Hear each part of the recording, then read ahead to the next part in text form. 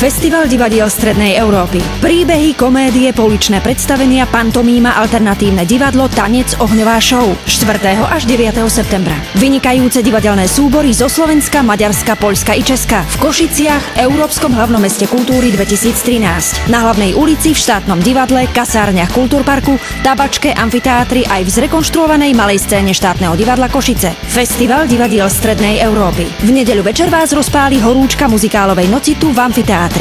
Príďte sa zohrieť výberom toho najlepšieho z muzikálov Jána Ďurovčíka v podaní slovenských hviezd Nelly Pociskovej, Janka Slezáka, Patrika Vyskočila a mnohých ďalších. 8. septembra tu v amfiteátri o 20. hodine. Hráme za každého počasia.